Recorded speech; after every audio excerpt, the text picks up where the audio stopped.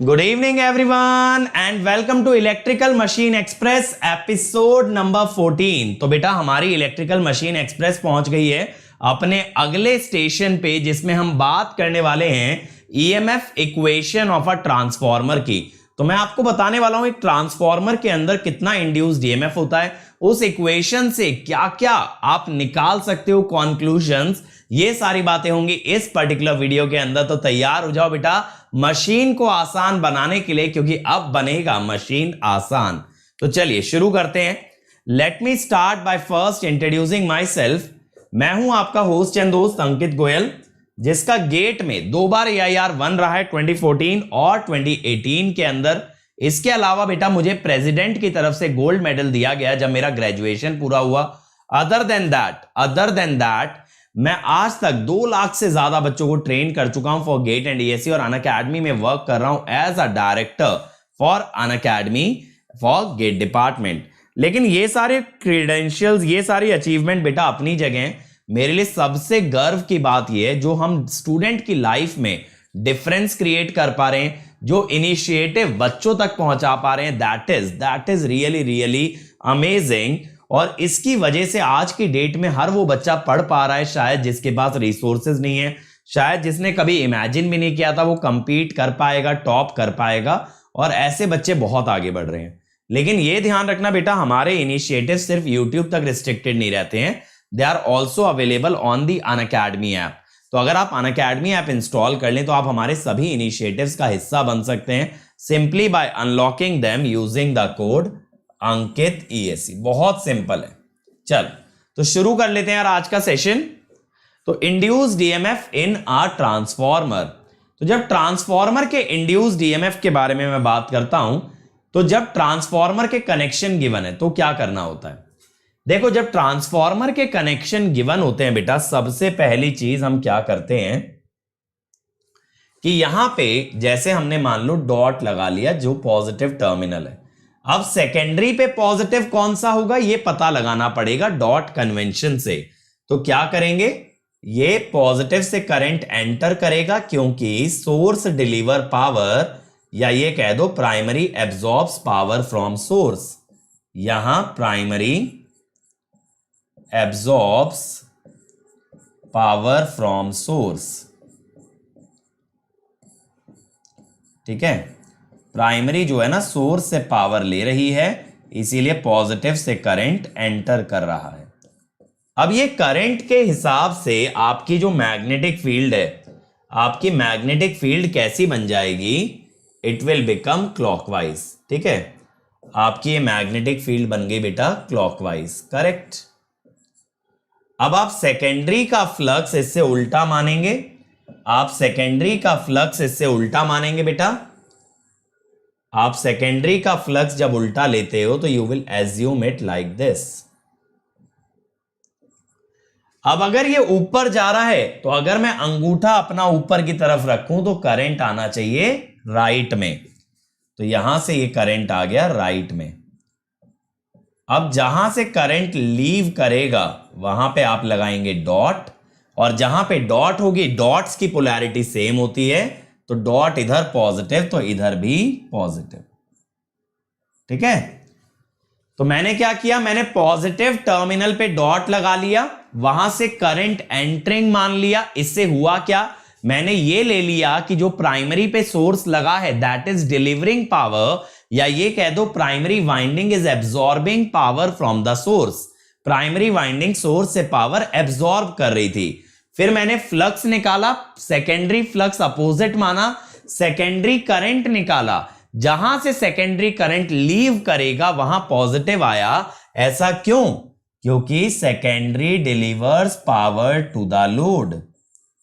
Primary जैसे power लेती है सोर्स से, ऐसे सेकेंडरी पावर देती है लोड को। तो सेकेंडरी जब लोड को पावर दे रही है बेटा, तो एक सिंपल सी बात है, पॉजिटिव से करंट निकलते हुए आना चाहिए।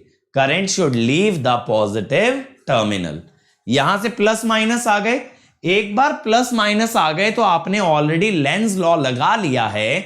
अब आप माइनस साइन नहीं यूज करेंगे ईएमएफ में, अब आप यूज करेंगे N d phi by d t N d phi by d t. So do not use negative sign, क्योंकि आप ऑलरेडी ईएमएफ की पोलैरिटी निकाल चुके हो। सही है, तो अब नेगेटिव साइन नहीं यूज करना है। अब आपका जब ये EMF N d phi by d t होता है ना बेटा, तो N d phi by d t के अंदर अगर मान लो आपका फाई है phi m sign omega t, phi m sign omega t, तो ये हो जाता है N omega phi m cos omega t. Cos omega t, cos theta होता है साइन थीटा प्लस 90। तो अगर आप लेंस लॉ से पोलैरिटी निकाल चुके हो तो आपको यहां से एक ऑब्जर्वेशन मिलेगा, वो ये EMF leads flux by 90 degree. EMF leads flux by 90 degree. ठीक है, वैसे तो हम EMF लैग्स फ्लक्स बोलते हैं, लेकिन वो आता कहां से है? E equal to minus N d phi by d t से। अगर ट्रांसफॉर्मर कनेक्शन नहीं गिवन है तब आप लगाते हो minus N d phi by d t. अगर आप EMF को लिखेंगे बेटा minus N d phi by d t, और आपका फाई मैं ले लूं phi m sign omega t, तो डेरिवेटिव होगा omega phi m cos omega t minus N omega phi m cos omega t, यानी N omega phi m sign omega t minus 90, sin omega t minus 90। तो यहां पे क्या हुआ? यहां पे EMF lags behind flux, lags behind flux by 90 degree. EMF flux से 90 degree पीछे चलता है।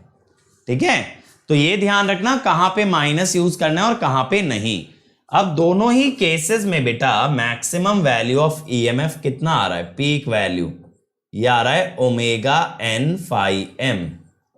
अगर मैं कहूं ओमेगा को हम लिख सकते हैं 2 पाई एफ, तो इसमें तो कोई दिक्कत नहीं है। अगर मैं कहूं मुझे EMF की RMS वैल्यू दे दो भाई, EMF की RMS वैल्यू, तो क्या होता है 2 pi f by root 2 N phi m. 2 pi by root 2 होता है 4.44 f N phi m. Phi m क्या होता है? मैक्सिमम फ्लक्स और the peak value of flux. तो देखो यहां से यही वैल्यू आती है E1 4.44 f N one phi m, E2 4.44 f N two phi m. यहां से हमें एक चीज और समझ आती है, that this phi m is proportional to E by f. तो at high frequency, at high frequency क्या होगा? E बाय एफ रिड्यूसेस, तो इससे फाई एम रिड्यूसेस। अब फाई एम जो होता है वो B इंटू ए होता है। Phi m is BM into AN। तो हम यहां से ये कह देते हैं AN का मतलब net cross section area, net cross section area. तो AN रिड्यूसेस, AN अगर घटेगा तो size of transformer reduces, size of transformer reduces. इसीलिए कहते हैं हाई फ्रीक्वेंसी ट्रांसफॉर्मर का साइज और वेट कम होता है। अगर आप E बाय एफ को कांस्टेंट रख दें, यानी वोल्टेज और फ्रीक्वेंसी सेम रेशो में स्केलिंग करें, तो फिर फाई एम कांस्टेंट आपका रहता है। तो कांस्टेंट फ्लक्स ऑपरेशन के लिए E by F must be constant. ये बहुत सारी मशीन के अंदर ये बेसिक सा फंडामेंटल यूज होता है कि V बाय एफ या E बाय एफ को अगर कांस्टेंट रखें then the flux will remain constant. और दूसरी चीज क्या होती है कि हमें मटेरियल यूज करना चाहिए, material must have high BM, material must have high BM। अगर मटेरियल में हाई BM होगा तो phi is equal to BM into AN। तो for same flux, for same V by F और सेम फ्लक्स AN reduces, ठीक है। तो again size and weight of transformer reduce हो जाएगा। तो इसीलिए हम लोग CRGO स्टील को प्रेफर करते हैं, क्योंकि उसके अंदर BM 1.6 टेस्ला तक होता है, which is more than the silicon steel. That is why CRGO steel is preferable. CRGO steel से बना हुआ सेम रेटिंग का ट्रांसफॉर्मर साइज में छोटा होगा as compared to silicon steel. तो ये फंडामेंटल्स आपको याद रखने, ये सारी बातें इंटरव्यूज के अंदर भी काम आ सकती हैं, और जो EMF निकालने का तरीका है वो एग्जाम के अंदर आपको हेल्प आउट करेगा। तो मैं उम्मीद करता हूं आपको वीडियो पसंद आई हो, अच्छा लगा हो। अगर अच्छा लगा बेटा और आप मुझसे मशीन डिटेल में पढ़ना चाहते हो तो जल्दी से प्लस पे आ जाओ। आज ही से कोर्स स्टार्ट हुआ है। 170 आवर्स का कंटेंट है, जिसमें डेली असाइनमेंट होगा, हर संडे टेस्ट होगा और सारे डाउट्स आंसर किए जाएंगे। और इसके अलावा बेटा आप लोगों की ह्यूज डिमांड के चलते हमने प्राइस हाइक को डिले कर दिया है, तो आप लोग अभी भी ज्वाइन कर सकते हो। आपको कोड लगाना होगा अंकित ESC, जिससे मिलेगा इमीडिएट 10% डिस्काउंट और आप आ जाएंगे मेरी पर्सनल गाइडेंस के अंदर। और ये है मेरा अनअकैडमी प्रोफाइल, आप लोग मुझे फॉलो कर सकते हो, यहाँ पे आप मुझे मैसेज भी कर सकते हो। And this is my Telegram channel, जहां डेली नोटिफिकेशन, नोट्स और डेली Q&A आपको प्रोवाइड किया जाता है। So thank you everyone. Like, share, subscribe करना ना भूलें और कमेंट जरूर करें वीडियो के नीचे अगर आपको वीडियो अच्छा लगा। फिर मिलेंगे बेटा एपिसोड नंबर 15 के अंदर। Till then keep rocking, let's crack it.